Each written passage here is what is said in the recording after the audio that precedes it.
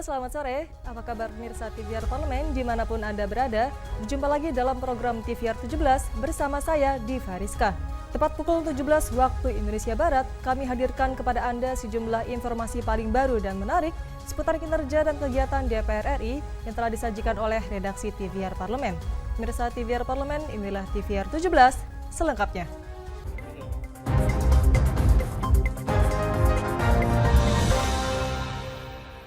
Badan Legislasi DPR RI bersama Menteri Dalam Negeri secara resmi menyetujui rancangan Undang-Undang Daerah Khusus Jakarta atau DKJ melalui rapat kerja pengambilan keputusan tingkat 1 untuk dibawa ke rapat paripurna dan juga selanjutnya disahkan menjadi undang-undang.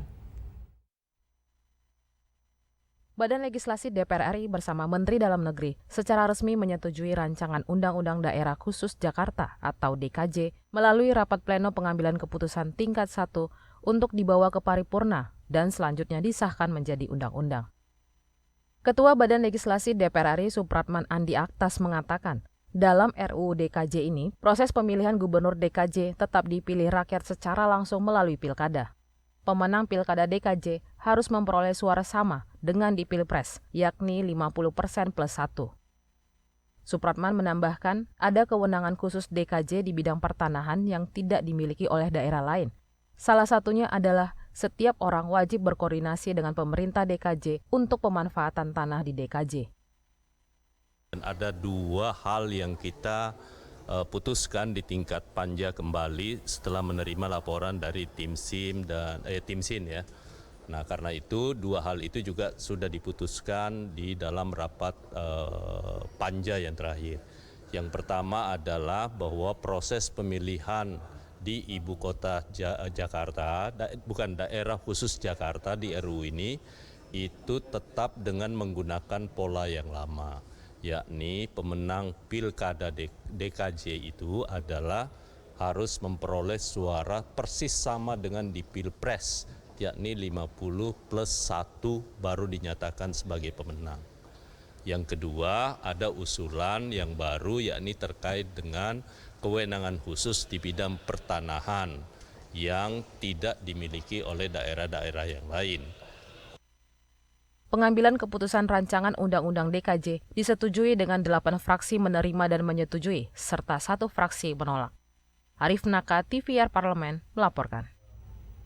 Sekretaris Jenderal DPR RI Indra Iskandar melantik dan mengambil sumpah jabatan fungsional 2 pejabat analis legislatif dan juga perisalah legislatif kesekjenan DPR RI. Sekretaris Jenderal DPR RI Indra Iskandar melantik dan mengambil sumpah jabatan fungsional 2 pejabat analis legislatif dan perisalah legislatif kesekjenan DPR RI. Pejabat fungsional Sekjen DPR RI yang dilantik yaitu Rahmi Suprihartanti Septining Tias sebagai pejabat fungsional analis legislatif ahli media dan Wahyu Darmawan sebagai pejabat fungsional perisalah legislatif ahli muda. Usai melantik, Indra Iskandar menyampaikan, kedua pejabat fungsional tersebut diharapkan dapat memperkuat tim yang ada dan bertugas dalam mendukung kinerja para anggota DPR dan akan mengevaluasi tim-tim tersebut untuk bersiap dalam menghadapi tantangan organisasi modern yang terus berkembang. Jadi tentu kita akan terus mengevaluasi kegiatan-kegiatan berkaitan dengan analis legislatif dan perisalah legislatif untuk memahami ke depan tantangan organisasi modern itu sangat besar gitu ya. Di mana saat ini semua paradigma itu sedang bergerak secara dinamis sehingga itu harus diantisipasi.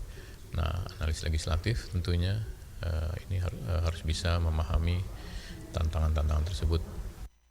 Indra Iskandar juga berharap agar pejabat fungsional tersebut dapat menunjukkan kinerjanya dengan melakukan percepatan dan inovasi dalam bekerja, menyiapkan bahan yang lebih komprehensif dan tajam bagi para anggota dewan, dan naskah risalah dengan lebih tepat dan akurat. Ferdian dan Rangga, TVR Parlemen, melaporkan. Kepala Badan Keahlian Sekjen DPR RI, Innocentius Samsul, berharap melalui kuliah umum dapat membuat mahasiswa magang Kampus Merdeka lebih memahami tugas dan fungsi DPR RI sekaligus kesekjenan DPR RI dengan lebih baik. Kepala Badan Keahlian Setjen DPR RI Inosensius Samsul berharap melalui kuliah umum, mahasiswa magang kampus Merdeka lebih memahami tugas dan fungsi DPR RI sekaligus kesetjenan DPR RI dengan lebih baik.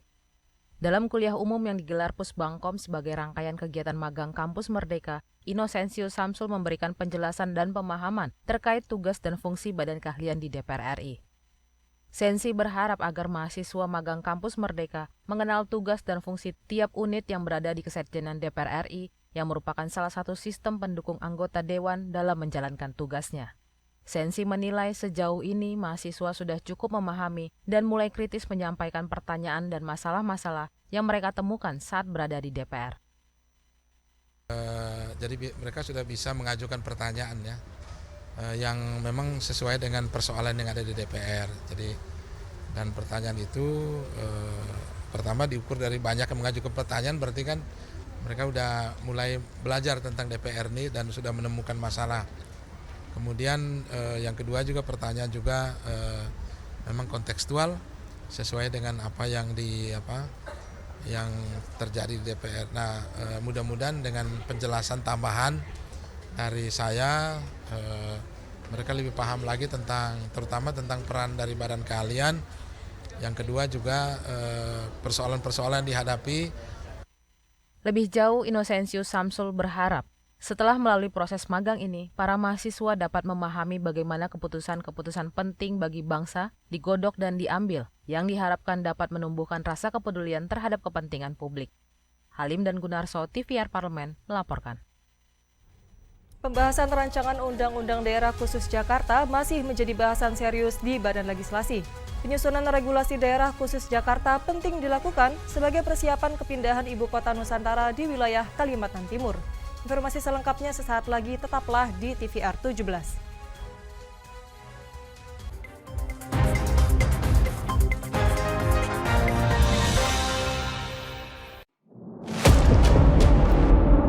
Sini ditambang. Konflik yang terjadi, Sini tidak mengizinkan. masalah yang tersisihkan menjadi kesenjangan sosial. Ya namanya rakyat kecil gak bisa apa-apa, mau komplain juga gak didengar. Sebab apa? Itu menyangkut isi perut kami semua. Bagaimana memutus keterbatasan untuk didengar? Jadi kalau misalnya masyarakat sudah merasa tidak lagi ada yang memperjuangkan aspirasinya, maka masyarakat memang sangat berhak untuk meminta dewan yang mewakili mereka di parlemen. Kami menyusuri batas-batas peristiwa, mengurai berbagai polemik yang terjadi, meluruhkan suara-suara marginal, menjadi nyata dalam setiap aspirasi, melaksanakan tugasnya sebagai wakil rakyat. Saksikan Aksi Dewan setiap hari Senin dan Rabu pukul 10.30 waktu Indonesia Barat, hanya di TVR Parlemen.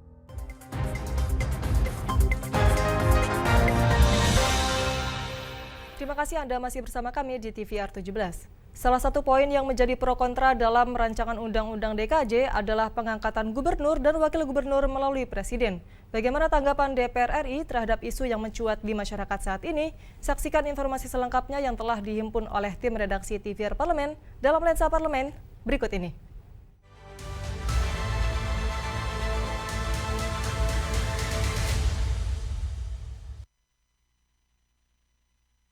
Badan Legislasi DPR RI belakangan ini disibukkan dengan pembahasan rancangan Undang-Undang Daerah Khusus Jakarta. Penyusunan regulasi daerah khusus Jakarta penting dilakukan sebagai persiapan kepindahan ibu kota Nusantara di wilayah Kalimantan Timur.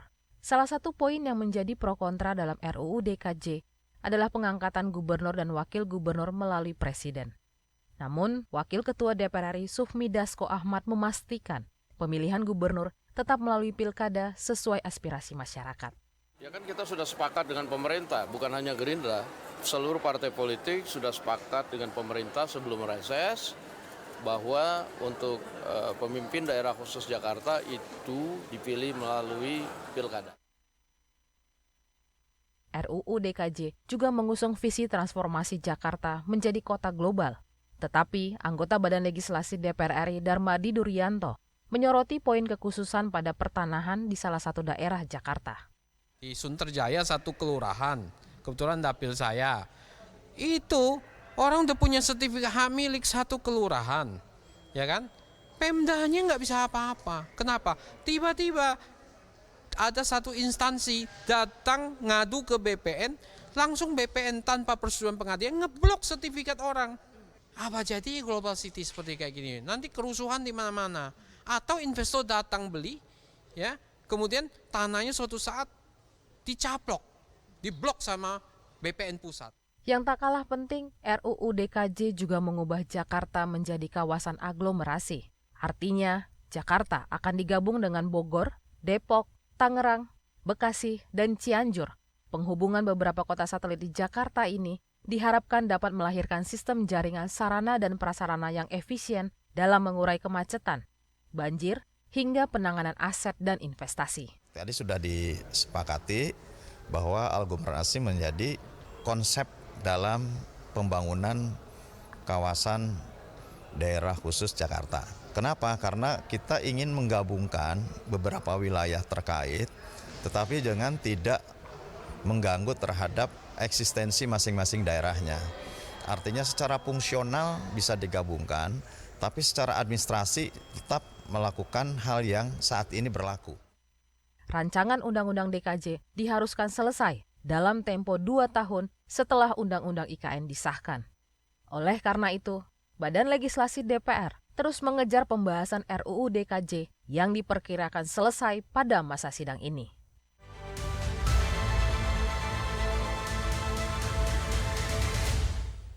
Fenomena meningkatnya curah hujan ekstrim yang mengakibatkan terjadinya bencana alam di berbagai daerah seperti banjir, tanah longsor, puting beliung, perlu ditindaklanjuti oleh BMKG dan juga Basarnas. Informasi selengkapnya akan kami hadirkan usai jeda berikut. Untuk itu tetaplah bersama kami di TVR 17.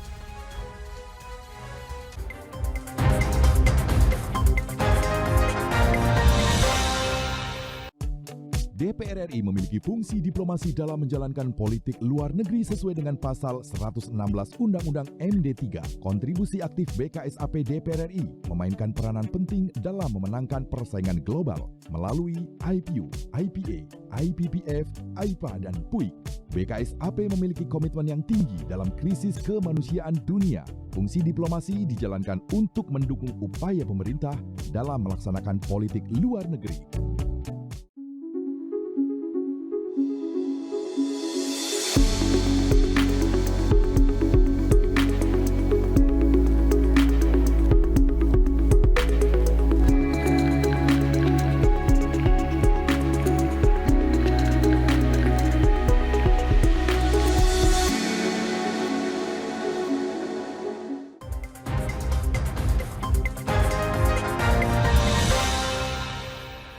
Anda kembali di TVR 17. Terkait fenomena cuaca yang terjadi, anggota Komisi 5 DPR RI, Syarif Abdullah Al-Qadri, mendorong BMKG untuk lebih gencar dan memperluas penyebaran informasi kepada masyarakat dan berkoordinasi dengan pemerintah daerah. Selengkapnya berikut wawancara rekan kami, Nazia Sudirja dari Komisi 5 DPR RI. Baik pemirsa TVR Parlemen dimanapun Anda berada, seperti yang diketahui belakangan ini cuaca ekstrim melanda berbagai daerah di Indonesia. Bahkan seperti yang diberitakan, musibah puting beliung ini terjadi di beberapa daerah seperti di Lampung Selatan, Boyolali, dan juga Pekalongan. Selain puting beliung juga terjadi banjir di Semarang yang menghambat perjalanan dari kereta api. Oleh karena itu pemirsa, untuk mengetahui antisipasi dari cuaca ekstrim yang terjadi saat ini, yang bahkan sebentar lagi kita juga akan menghadapi mudik lebaran, yang mana cuaca akan sangat berpengaruh pada perjalanan mudik tersebut. Kita akan berbincang dengan Bapak Syarif Abdullah Al-Qadri dari fraksi Nasdem ya Pak. Baik Pak, terkait dengan cuaca ekstrim yang melanda Indonesia nih Pak, seperti apa sih antisipasinya dan pembahasan dengan BMKG saat ini nih Pak? Ya, kami selalu katakan bahwa negara kita ini sudah ramah dengan bencana gitu ya. Artinya bencana setiap saat itu selalu mengancam, ya apakah itu banjir, gempa, angin puting beliung yang benar-benar yang akhir-akhir ini udah mulai sangat sering ya. Untuk itu semua maka memang untuk bencana BMKG maupun Basarnas ini harus kita perkuat. Makanya anggaran BMKG ini ya harus kita tingkatkan. Maka kita kritisi BMKG ya anggarannya malahan berkurang, termasuk juga Basarnas. Padahal ini berkaitan dengan keselamatan masyarakat. Jadi kita harus punya moto keselamatan rakyat, keselamatan manusia itu lebih utama dari segala-galanya. Untuk itu saya kira berkaitan dengan masalah sering terjadinya angin puting beliung ini, ya tentu ini kan bisa dideteksi sejak awal. Ketika kita bisa mendeteksi itu bahkan terjadi kan bisa kita informasikan kepada masyarakat.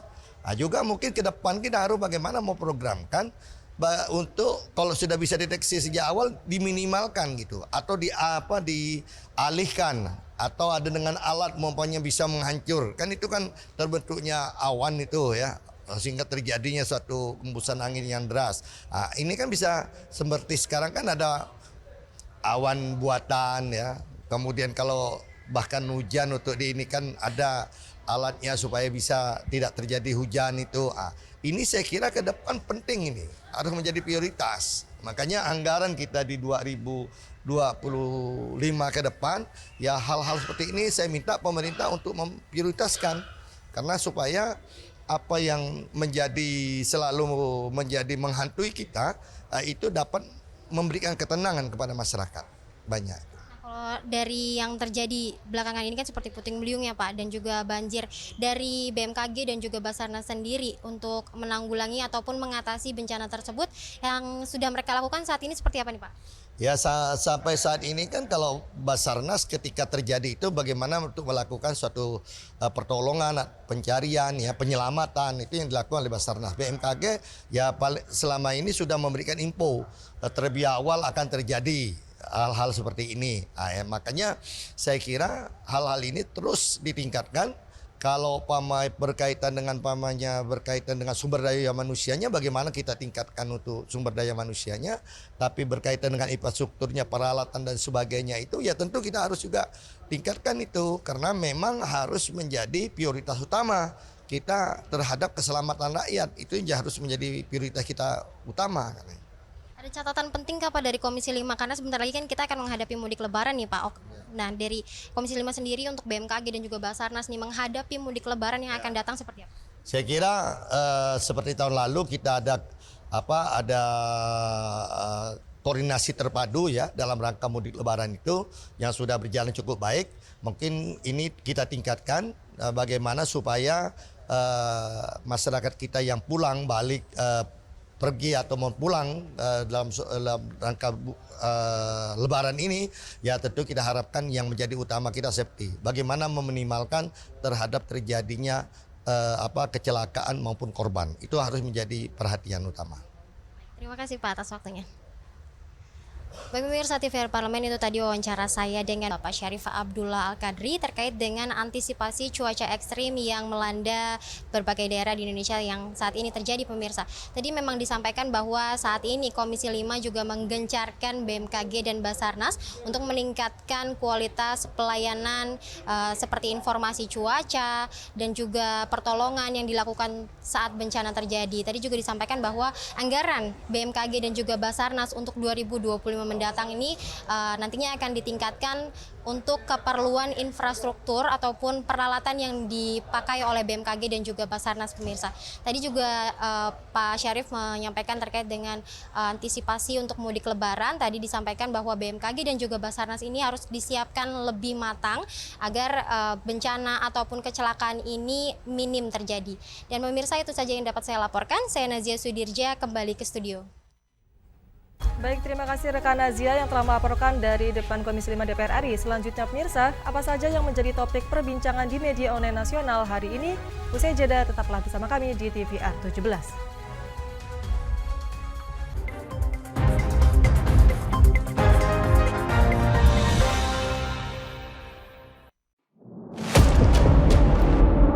Sini ditambang. Konflik yang terjadi. Sini tidak mengizinkan. Masalah yang tersisihkan menjadi kesenjangan sosial. Ya namanya rakyat kecil gak bisa apa-apa, mau komplain juga gak didengar. Sebab apa? Itu menyangkut isi perut kami semua. Bagaimana memutus keterbatasan untuk didengar? Jadi kalau misalnya masyarakat sudah merasa tidak lagi ada yang memperjuangkan aspirasinya, maka masyarakat memang sangat berhak untuk meminta dewan yang mewakili mereka di parlemen. Kami menyusuri batas-batas peristiwa, mengurai berbagai polemik yang terjadi, meluruhkan suara-suara marginal. menjadi nyata dalam setiap aspirasi. Melaksanakan tugasnya sebagai wakil rakyat. Saksikan Aksi Dewan setiap hari Senin dan Rabu pukul 10.30 waktu Indonesia Barat hanya di TVR Parlemen.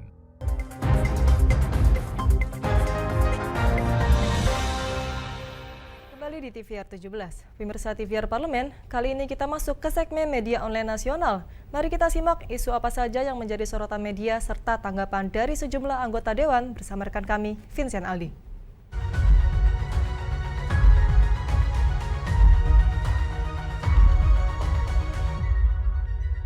Ya, terima kasih rekan Diva dan apa kabar pemirsa, kembali lagi di segmen media online bersama saya Vincent Aldi.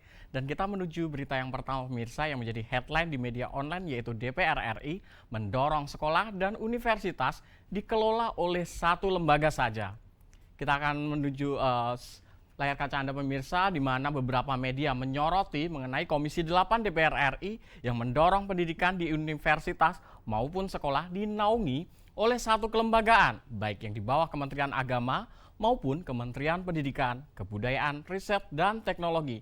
Terkait hal ini, pemirsa, anggota Komisi 8 DPR RI, Mai Esti Wijaya, menilai bahwa pihak Institut Islam harus mengikuti regulasi yang telah ditentukan. Dan saat peraturan dari Kementerian Agama, namun juga tidak boleh mengabaikan peraturan yang dikeluarkan oleh Kemendikbudristek.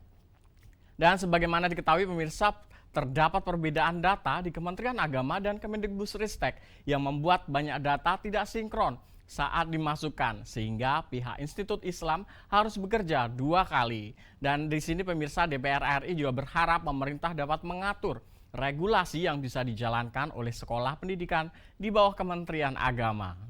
Kita menuju ke headline news berikutnya pemirsa yang menjadi headline di media online, yaitu pemerintah harus akomodasi saran dan masukan dari pegiat olahraga.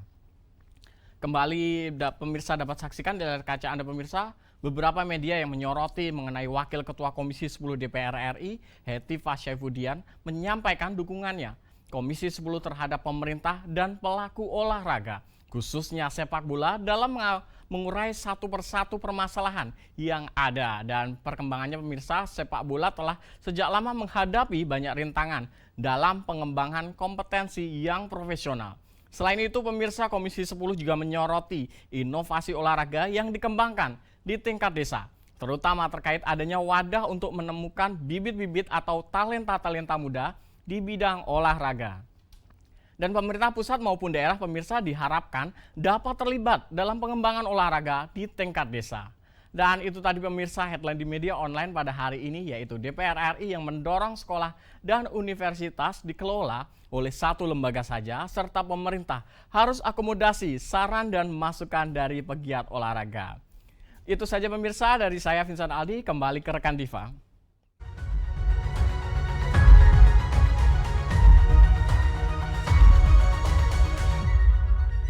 Baik, terima kasih rekan Vincent dan pemirsa, terima kasih telah menyaksikan TVR 17 hari ini. Segmen media online tadi sekaligus menutup program TVR 17 edisi sore hari ini. Saya Diva Rizka beserta seluruh kru TVR Parlemen yang bertugas mengucapkan terima kasih dan pamit undur diri dari hadapan Anda. TVR Parlemen, referensi Indonesia.